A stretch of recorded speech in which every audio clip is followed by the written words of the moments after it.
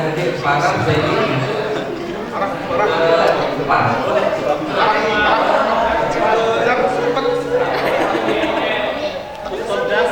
Mohon untuk seluruh anggota Puskomda dengan hormat kami silakan untuk maju ke depan.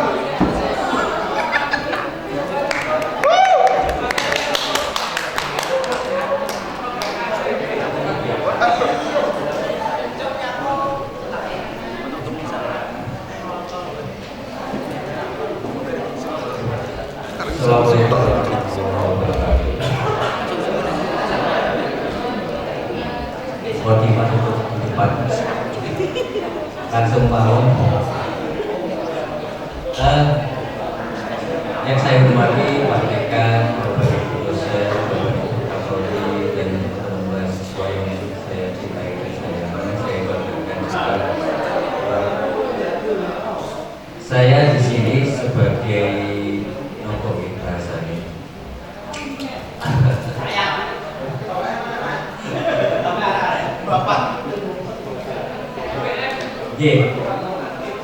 Awal mula gini, sejarah pembentukan media komunikasi di Fakultas FA itu sebenarnya obrolan-obrolan sederhana bersama Pak Dekan dan Bapak Ibu Kapolri dan beberapa dosen seperti itu.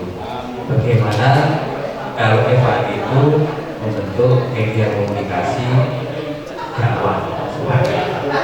Nah, terus ditanggapi serius dengan Bapak Dekan. Dan Bapak Dekan, terus ini aja dinamakan Puskomda, Pusat Komunikasi Media dan Dakwah Budaya. Nah, terus habis itu saya ditugaskan oleh Pak Dekan. Pak Dekan menugaskan ke saya untuk mencari tim. Timnya siapa? Terus habis itu saya share ke beberapa Bapak Ibu Kapolri merekomendasikan beberapa mahasiswa. Puskomda ini ada yang bertanggung jawab, yang berjalan itu ada lima mahasiswa, dari mahasiswa IAT, psikologi, KPI, perbankan. Jadi perwakilan medianya kemarin itu ada lima orang dari beberapa prodi. Nah, kegiatannya dari Puskomda ini nanti kegiatan komunikasi media, dari media cetak, media visual dan lain sebagainya. Nanti teman-teman dari Puskomda ini akan meliputnya dan akan share di media-media yang terbaru. Mungkin cukup ya. Mungkin cukup seperti itu, dan mohon doanya agar media Puskomda ini berjalan dengan baik. Nanti akan ada rekrutan yang baru. Kalau setelah nanti teman-teman ini sudah berjalan, terus dari situ nanti akan terus mungkin nanti akan rekrutan baru dari anggota-anggota Puskomda. Dr. Dieng, Bapak Ibu, terima kasih atas kesempatan ini. Semoga Puskomda menjadi media dakwah, manfaat, barokah, dan kemuliaan. Wassalamualaikum warahmatullahi wabarakatuh. Tim Puskomda untuk tetap berada di tempat, karena setelah ini akan ada pemotongan tumpeng sebagai simbolis launchingnya Puskomda.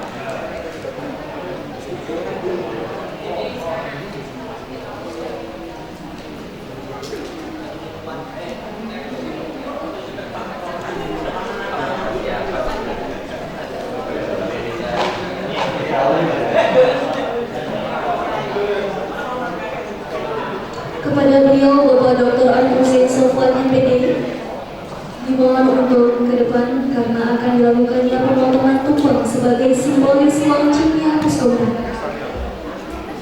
Fakultas Agama Islam Universitas Nahdlatul Ulama Blitar.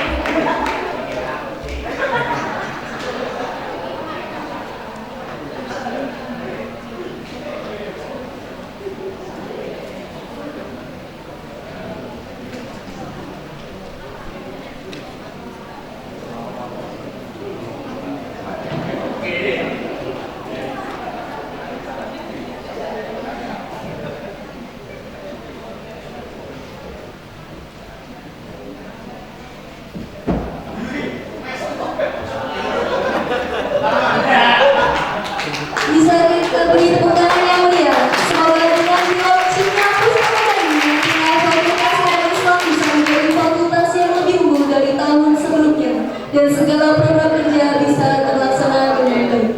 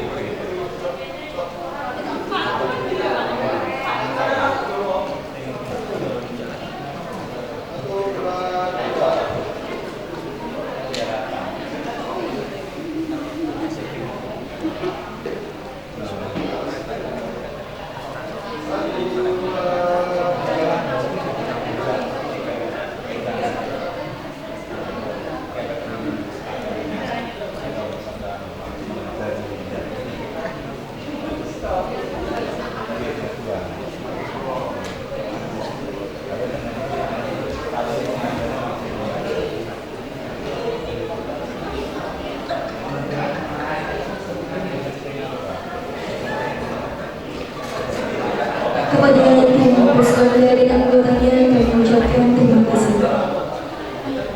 Kami berharap semoga nantinya Fakultas Agama Islam bisa menjadi fakultas yang lebih unggul dari tahun-tahun sebelumnya dan segala program kerja bisa terlaksana. Amin amin ya rabbal alamin. Hadirin yang kami hormati, memasuki acara selanjutnya yakni pengenalan jurnalisme yang akan disampaikan oleh narasumber kita, yakni Bapak Asif Agus Hasani yang merupakan wartawan dan Direktur PT Aksara Timur Sejahtera. Dan acara ini akan dimoderasi langsung oleh Bapak Miftahul Rahman MPD. Kepada beliau dengan hormat kami silakan.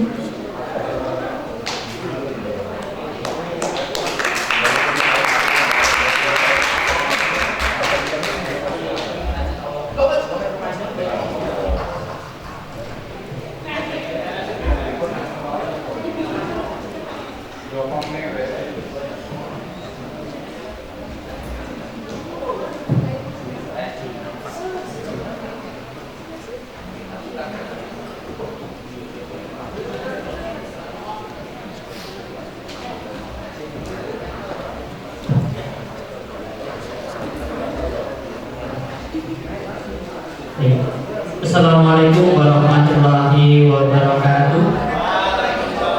Bismillahirrahmanirrahim. Alhamdulillahirabbil alamin. Wassalatu wassalamu ala asyrofil anbiya'i wal mursalin mustaqim Sayyidina wa Maulana Muhammadin wa ala alihi wa sahbihi ajma'in wa la quwwata illa billah. Yang kami hormati Bapak Dekan Fakultas Agama Islam, Bapak Ibu dosen dan teman-teman mahasiswa. Alhamdulillah hari ini kita bisa dipertemukan di ruang ini dalam rangka kegiatan sosialisasi penulisan artikel jurnal FAI dan launching Puskomda dan tentunya pengenalan jurnalisme.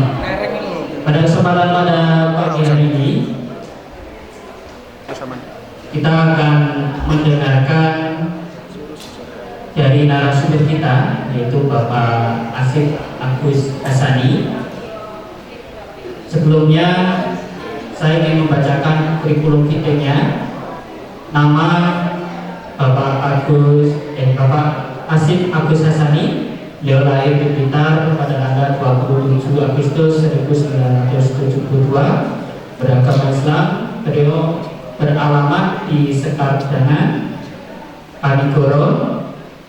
Pendidikan beliau semuanya baik SD, SMP maupun SMA semuanya ada di Blitar. Pengalaman pekerjaan beliau itu salah satunya di Jakarta Post dan lain sebagainya. Nanti beliau banyak bercerita terkait dengan pengalaman beliau. Kemudian pengalaman organisasi beliau ada di Fonda Blitar Raya Tebong, Aliansi Jurnalis Independen Indonesia, dan beliau saat ini sebagai wartawan dan direktur PT Aksara Timur Sejahtera. Bapak Ibu yang kami hormati, memang jurnalis itu adalah salah satu profesi yang semuanya itu dilakukan baik di dalam dunia pendidikan maupun non pendidikan. Namun tantangannya pada era digital saat ini tentunya sangat berbeda di era di zaman dahulu. Oleh sebab itu ini nanti akan diperkenalkan tantangan dan bagaimana peran jurnalis dalam era digital pada saat ini. Langsung saja kepada Bapak Asif Agus Hasani, waktu dan tempat kami persilakan. Mohon.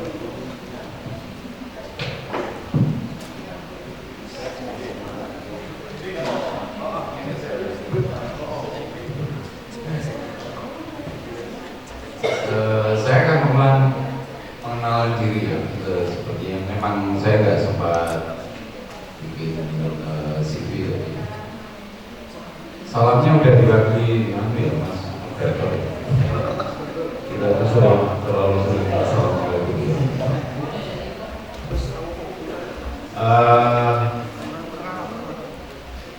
Saya mulai belajar jurnalistik dulu sejak mahasiswa.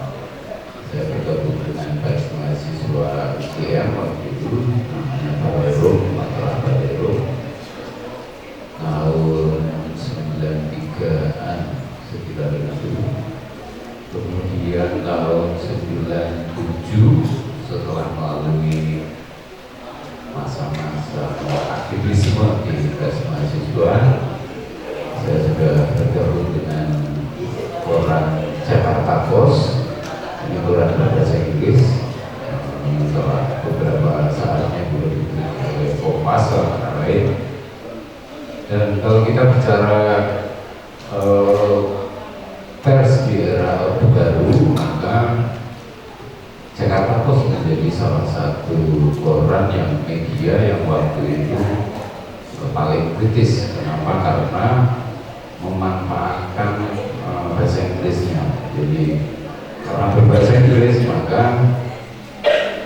pemerintah Orde Baru waktu itu menerapkan screening yang relatif lebih longgar dibandingkan media lain yang berbahasa Indonesia. Saya di Jakarta Post sampai 2002, kemudian mulai memasuki internet, mulai masuk, mulai kita kenal. Waktu itu awal-awal kita bisa menggunakan email, kita bisa bersurat dengan cepat. Kalau sebelumnya kita harus pakai pos tertulis untuk berkirim surat ke luar negeri bisa makan waktu berhari-hari. Nah, saat itu dengan email saya memanfaatkannya untuk mengajukan beberapa lamaran begitu ya, kira-kira lamaran pekerjaan, dan kemudian salah satunya nyangkut di Far Eastern Economic Review. Ini majalah punyanya grup Dow Jones yang menerbitkan Wall Street Journal, majalah yang fokus pada ekonomi politik. Jadi kalau kita bicara jurnalisme itu salah satu perspektif yang paling tajam adalah ekonomi politik. Kenapa ekonomi politik? Karena setiap pergerakan sosial, setiap pergerakan masyarakat itu pasti di belakangnya ada ekonomi politik yang menjadi faktor yang paling menentukan. Kalau ada yang berebut satu partai politik atau berebut posisi apapun, pasti di belakangnya ada faktor ekonomi dan faktor politik yang paling berpengaruh. Nah, saya di sana kemudian sampai Far Eastern Economic Review tutup itu karena waktu itu sudah tahun 2005 media-media barat.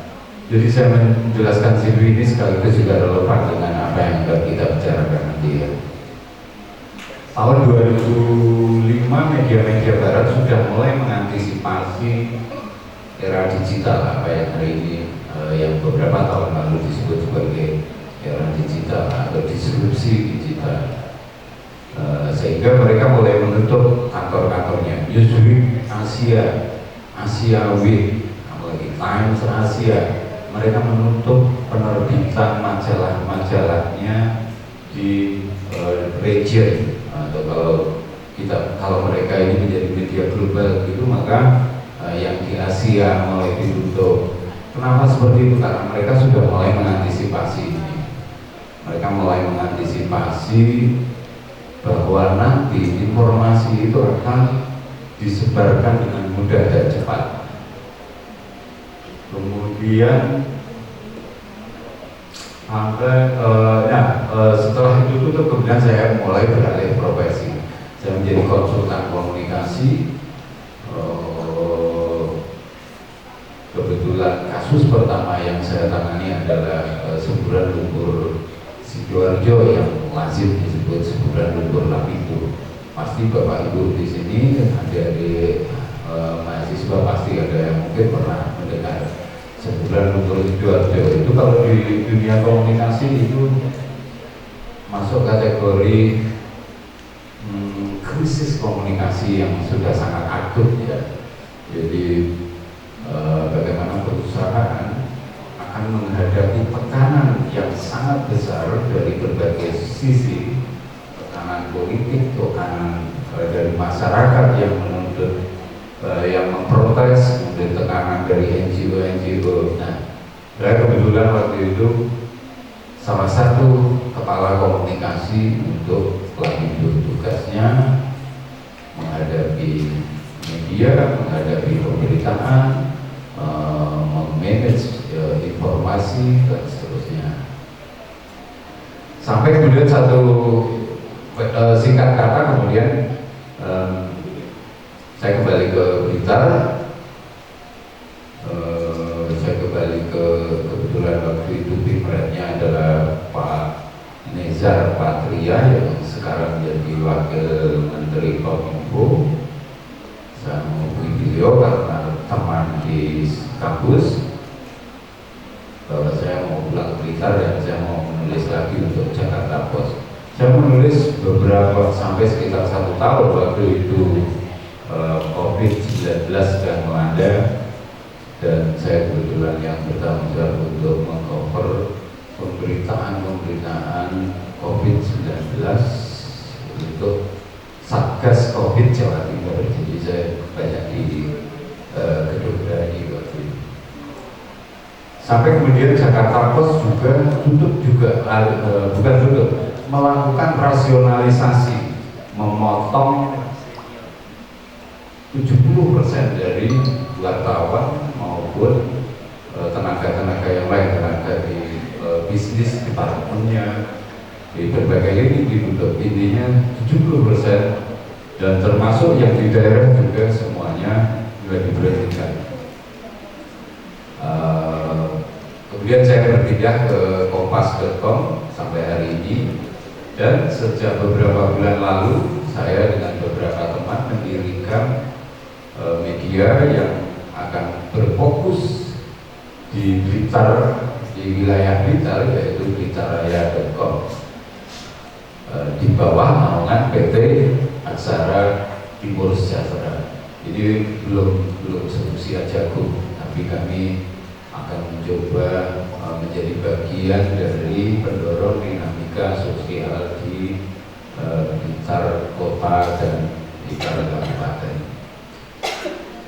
Jadi itu kira-kira perjalanan CV saya yang bisa saya sampaikan, dan itu berkaitan juga dengan karena hampir sepanjang karir saya itu memang berada di karir jurnalisme. Saya menjadi wartawan dan menjadi konsultan komunikasi ya sampai hari ini, dan di mana nanti kita akan juga bercerita tentang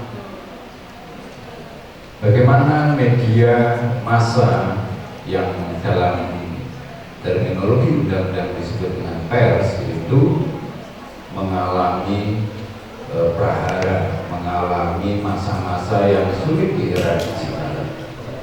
Saya akan mulai dari, sebetulnya saya tidak sempat membuat presentasi materi yang cukup bagus ya, karena seharusnya saya membuat infografis, tapi setidaknya nanti kalau bisa kita akan lebih banyak berdiskusi saja. Dan berdiskusi intinya adalah apa sih jurnalisme, apa sih pers, sampai bagaimana pers hari ini, atau bagaimana kehidupan jurnalisme hari ini. Jurnalisme adalah pembuatan penyebaran laporan akan interaksi kejadian-kejadian, fakta, ide, dan orang yang aktual, penting, dan akurat.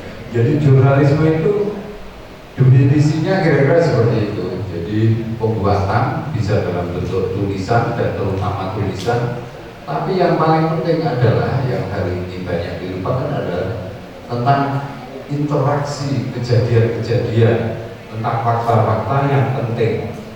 Jadi tidak setiap hal sebetulnya masuk kategori jurnalisme, kecuali itu berkaitan dengan hal yang misalnya hiburan, olahraga. Ya olahraga kalau yang penting apa? Jadi harus penting, harus menarik perhatian publik. Kemudian pers itu sebutan pers, jurnalisme apa? Jurnalisme ya kegiatan jurnalisme. Kemudian pers adalah media massa, perusahaan media massa itu bisa disebut pers. Kemudian jurnalis dan wartawan. Jurnalis, sedikit yang saya perlu sampaikan tentang profesi jurnalis atau wartawan itu, bahwa profesi jurnalis itu seolah-olah hanya mewawancarai si A misalnya, yang Bapak Ibu sering perhatikan, mewawancarai bupati, mewawancarai pejabat di tingkat daerah, birokrasi, dan kemudian menuliskannya. Apakah betul sederhana itu? Ya bisa iya, bisa tidak gitu. Apa yang membedakan kalau jadi wartawan cuman apa dong pekerjaannya? Apakah betul cuman mewawancarai seorang dan kemudian menyampaikan?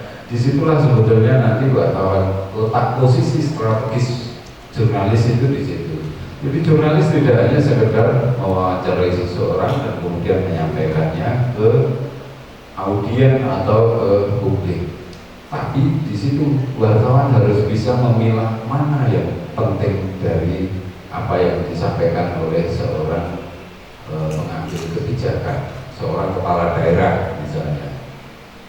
Di situ istilahnya posisi wartawan adalah sebagai kurator pada pernyataan. Jadi kalau bupatinya ngomong A, kemudian ya pasti akan diomong A. Meskipun kita melakukan kurasi, meskipun kita memilih bagian mana dari pernyataannya narasumber dalam hal ini misalnya kepala daerah, meskipun wartawan hanya memilih tertentu, kalau tidak punya keahlian atau tidak punya skill yang memadai, pasti akan diprotes oleh orang yang membuat pernyataan itu. Makanya di situ wartawan, untuk menjadi wartawan itu membutuhkan pembekalan yang memadai, dan kemudian pada akhirnya adalah jam terbang.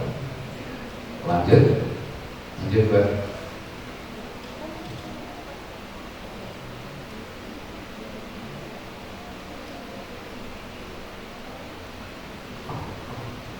Ini saya baca jurnalisme. Jadi ini bagian ini sebenarnya kita akan melihat posisi jurnalisme. Posisi jurnalisme di masyarakat itu seperti apa? Posisinya dia jelas yang pertama, hal yang paling fundamental dari keberadaan jurnalisme, keberadaan pers itu adalah hak asasi manusia.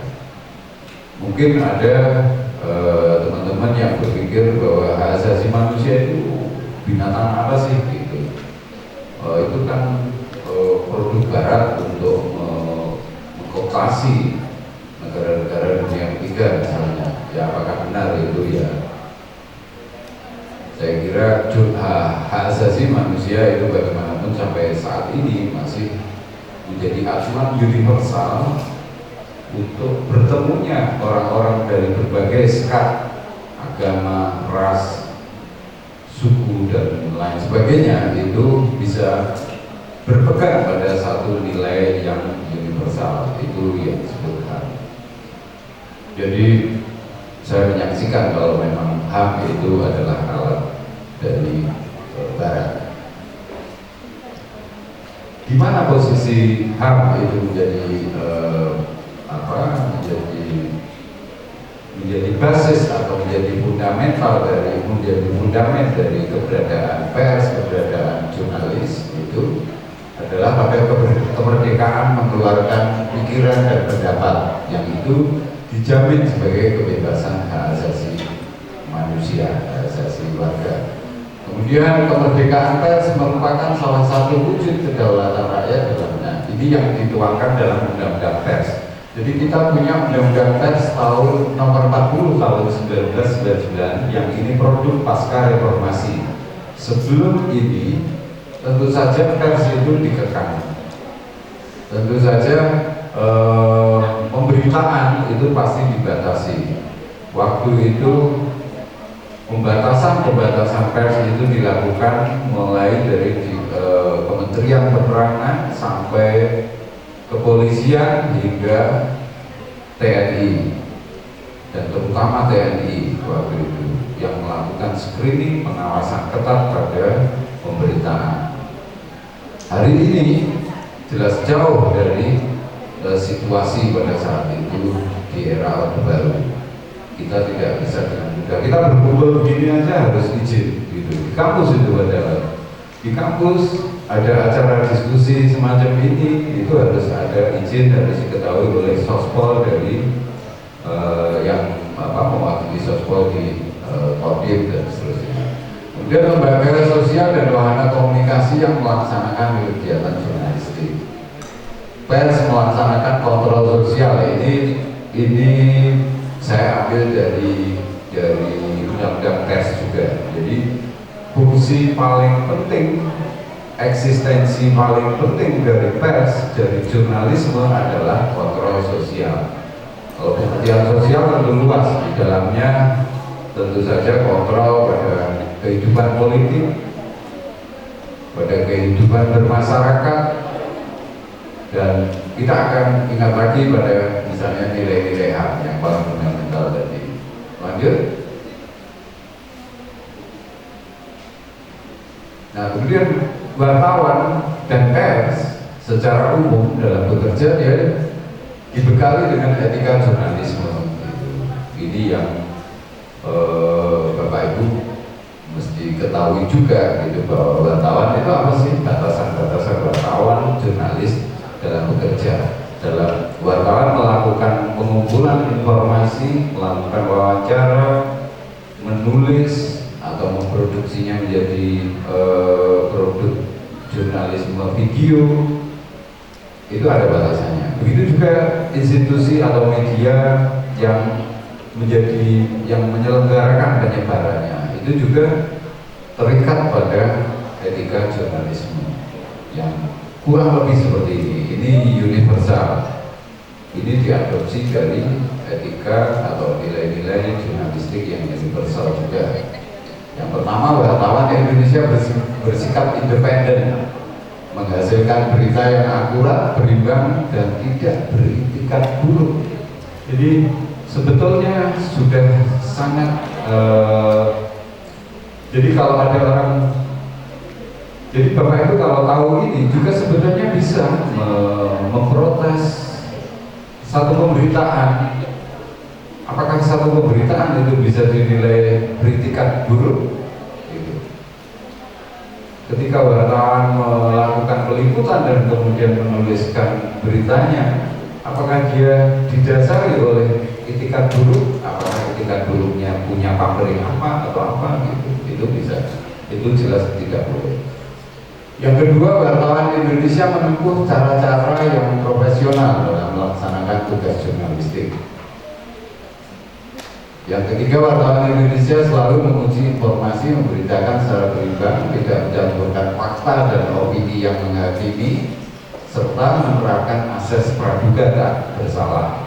Ini juga yang biasanya untuk banyak wartawan atau orang, apalagi saat ini di era citizen journalism, makanya di era medsos ini teman-teman biasanya mudah sekali dapat mengunggah di media sosial, di IG, YouTube, nah itu mesti hati-hati, jangan sampai melanggar ini tadi, melanggar. Ini juga bisa berlaku untuk citizen journalism, kode etik jurnalistik. Kemudian wartawan Indonesia juga membuat berita bohong, fitnah, sadis, dan tabu. Makanya kalau ada pemberitaan, misalnya yang sekarang di Blitar sedang berlangsung, itu ada peristiwa pengeroyokan, penganiayaan santri di Sutojaya yang kemarin sudah diputus oleh majelis hakim. Itu di situ ada ketentuan di dalam jurnalistik gitu. Misalnya foto tidak boleh menampilkan wajah dari mereka yang masih anak-anak. Jadi mereka yang terlibat ini kan korbannya berusia 13 tahun. Pelakunya salah satunya dari 17 pelaku itu satunya juga baru berusia 13 tahun. Sisanya berusia 14 dan 15 tahun. Ini tidak boleh ditampilkan sesuai undang-undang peradilan anak, undang-undang perlindungan anak. Itu tidak boleh menampilkan wajah anak-anak dalam konteks pemberitaan tindak pidana kriminal. Nah, di medsos ini yang sering banget melakukan pelanggaran, dan itu nanti juga kita bahas hari ini seperti apa. Wartawan Indonesia memiliki hak tolak untuk melindungi narasumber yang tidak bersedia diketahui identitas keberadaannya. Di sini biasanya berlaku untuk pemberitaan misalnya masalah korupsi. Kalau yang nanti akan kami hadapi di blitarraya.com itu pasti misalnya dugaan korupsi, misalnya di pemerintahan desa, di dinas, di institusi publik lain. Itu media wartawan harus menerapkan prinsip-prinsip yang ketat agar pemberitaannya tidak menjadi fitnah, agar pemberitaannya tidak bersifat menghakimi. Wartawan Indonesia tidak menulis atau menyiarkan berita berdasarkan prasangka, diskriminasi atas dasar perbedaan suku, ras, agama. Kalau kita menulis, dalam hal ini misalnya kita Muslim menulis yang di situ ada unsur identitas agama dari salah satu orang yang ada dalam satu peristiwa, di situ juga harus hati-hati. Karena jangan sampai terjebak pada, karena namanya orang beragama biasanya cenderung bersikap primordial, biasanya cenderung bersikap bahwa agama saya yang paling benar. Itu di situ juga mesti hati-hati, karena begitu pandangan kita tidak objektif, menjadi bias, begitu melibatkan orang dengan identitas agama lain, melibatkan orang dengan identitas kesukuan lain, kita cenderung perspektifnya tidak objektif. Wartawan Indonesia menghormati hak narasumber tentang kehidupan pribadinya. Oh ya, tadi saya berbicara narasumber wartawan itu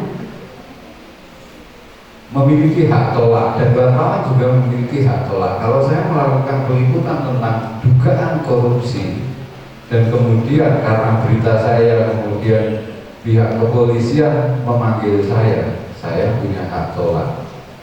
Siapa yang ngomong tentang A, B, C, D yang kamu bilang? Wartawan dilindungi oleh undang-undang untuk tidak mengutarakan siapa narasumber saya, siapa orang yang menjadi narasumber pemberitaan saya, misalnya terkait masalah korupsi dan ke hal-hal lain, ke isu-isu yang lain juga. Wartawan Indonesia menghormati hak narasumber kehidupan pribadi, jadi wartawan tidak mengulik masalah pribadi seseorang. Kenapa? Karena itu gak relevan, kecuali masalah pribadi. Yang relevan apa? Yang relevan ketika seseorang mencalonkan diri sebagai misalnya kepala daerah, menjadi sebagai gubernur, sebagai presiden, maka di situ urusan pribadinya ada ranah yang juga relevan untuk dibicarakan, ranah pribadinya.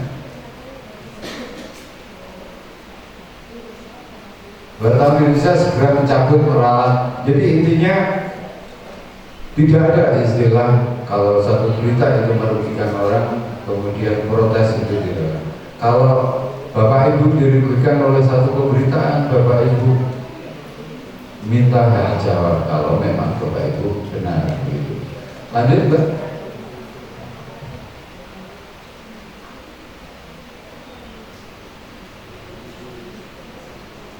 Ini milestone pers Indonesia ya, pers. Jadi sejarah pers Indonesia era kolonial, kemudian era pendudukan, era revolusi kemerdekaan, era demokrasi, era begitu seterusnya. Tapi intinya sebetulnya dari perjalanan pers di Indonesia itu, kalau era kolonial tentu saja dinamikanya pasti dinamika dengan penguasa kolonial saat itu. Dan itu pasti waktu itu kalau di abad awal abad 17 itu pasti masih sangat mungkin terbit sebulan sekali gitu. Dan apakah waktu itu juga lebih banyak menjadi alat dari pemerintah kolonial, itu era VOC. Kemudian era pendudukan Jepang, era revolusi kemerdekaan. Era revolusi kemerdekaan jelas sejarah mencatat bahwa pers menjadi bagian dari pergerakan kemerdekaan. Misalnya di era kemerdekaan pers ikut dalam tanda kutip mempropagandakan bahwa rakyat Indonesia ikut berjuang melawan penjajahan. Nah, itu diperlukan pemberitaan oleh pers Indonesia saat itu, diperlukan dalam meja-meja perundingan. Era demokrasi liberal, ini pers di situ banyak partisan. Waktu itu media-media itu gambaran era demokrasi liberal ini mungkin dalam bentuk yang berbeda, dalam kematangan yang berbeda, itu seperti yang terjadi di beberapa negara demokrasi liberal di Barat.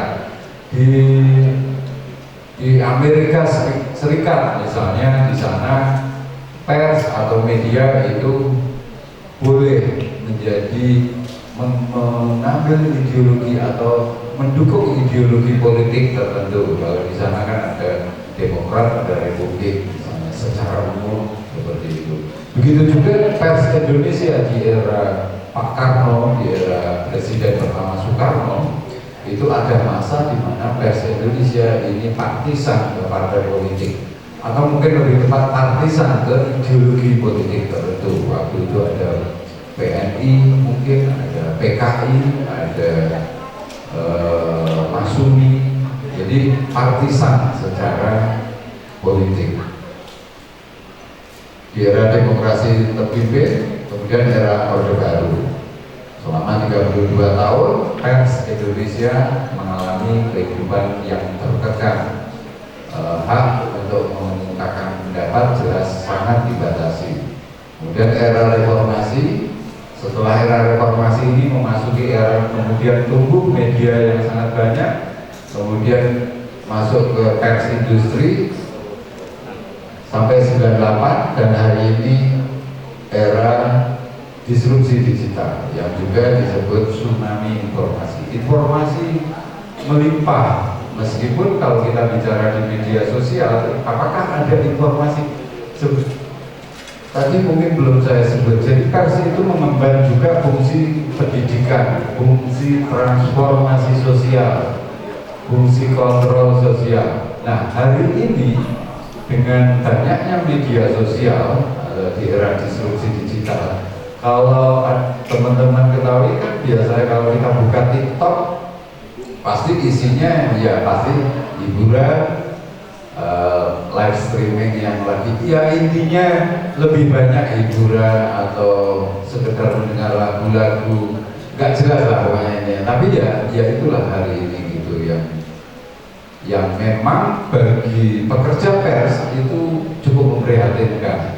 Kenapa? Karena perhatian publik, perhatian masyarakat hari ini terdistrak pada banyak hal. Jadi sudah apatis lah. Itu jadi disrupsi digital hari ini sudah flop sama kalau kita bicara perjalanan proses politik di Indonesia. Hari ini proses politik pemilu 2024 lalu itu kalau kata pengamat politik itu puncak dari apatisme. Memang partisipasinya 80 sekian %, tapi sebetulnya kita sangat apatis. Kenapa? Karena orang berangkat ke bilik suara itu karena ada biayanya, karena ada ongkosnya gitu. Jadi sebetulnya apatis kita sama politik. Lanjut Mbak. Pers era digital, media cetak berguguran, media elektronik, TV kehilangan sebagian besar pendapatannya. Kemudian media online menjamur, puluhan ribu media hari ini yang tercatat di Dewan Pers. Kebebasan pers dan kemudian membangun media online berdampak buruk pada kehidupan jurnalisme. Media online berbasis website menghadapi naik turunnya pendapatan dan traffic. Kira-kira 5 tahun yang lalu itu sejak platform-platform media sosial ini semakin banyak trafficnya semakin meningkat. Traffic website itu ya misalnya www.kompas.com, www.detik.com, kalau media kami ya www.bicara.com. Traffic orang yang membuka website itu hari ini semakin turun. Kenapa? Karena sekarang orang pegang HP, bukanya IG, bukanya TikTok. Jadi website itu sudah turun gitu. Jadi media di Indonesia, pers di Indonesia setelah kehilangan sebagian besar pendapatan iklannya dan kemudian mulai bangkit, beberapa perusahaan pers mulai bangkit dengan websitenya, belakangan dihantam lagi sama penurunan traffic di website gitu. Jadi itu juga pasti akan berbanding lurus dengan pendapatan. Lanjut Mbak. Udah, saya pikir saya memang tidak mempersiapkan, tidak. Jadi wartawan ini bekerja dari pagi sampai malam, kadang-kadang sampai malam apalagi kami sedang istilahnya sedang bakat itu ya media baru untuk blitaraya.com ini sering sampai malam.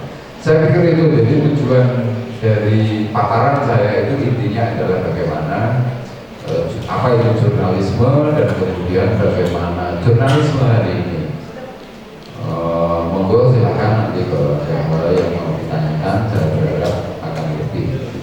Kalau tidak paham harus ditanyakan gitu, jangan diam tapi tidak paham.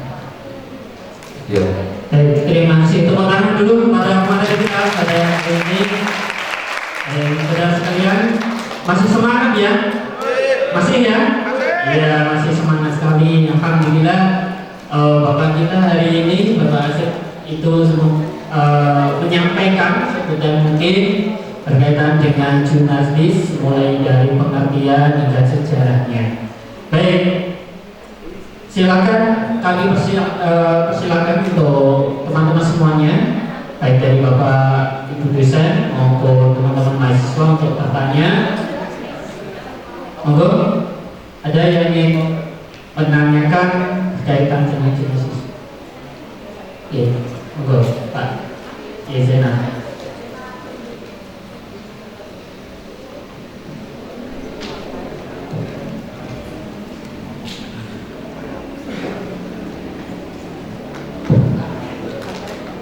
Assalamualaikum warahmatullahi wabarakatuh.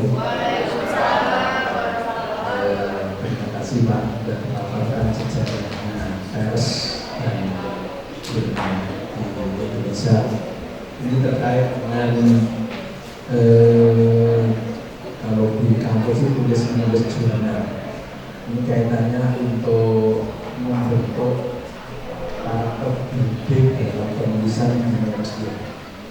Mungkin nanti Pak Sipakus dulu mungkin bagi kami itu sangat penting, apalagi bagi pemula itu ciri khas menjadi karakter didik penulisan itu apa? Misalnya kan ada Kompas, ada Tempo, dan mungkin .com yang lain itu bagaimana cara kita membangun dan menjadi ciri khas media itu.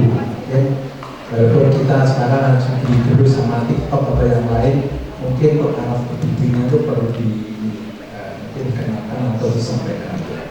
Mohon nanti dikenalkan karakter didik di media, walaupun itu mungkin sebelum 2005 maupun setelah 2005, sehingga kita itu punya ciri khas media. Kita mungkin blitaraya.com itu cirinya apa, yang lain cirinya apa. Kan kita biasanya wawancara 25 wartawan, tapi pemberitaannya kan beda-beda karakter.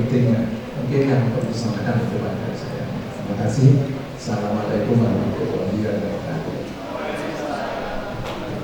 Baik, terima kasih pada Bapak semua. Mungkin dari teman-teman yang lain ada, ya, dari mana dulu? Dari utara dulu ya. Nanti, ya, silakan.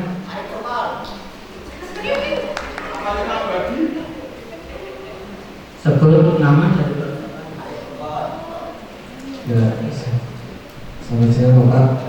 Saya nama kali Bapak dari Prodi IAD semester 4. Karena saya termasuk mungkin awam informasi, ini saya hanya tanya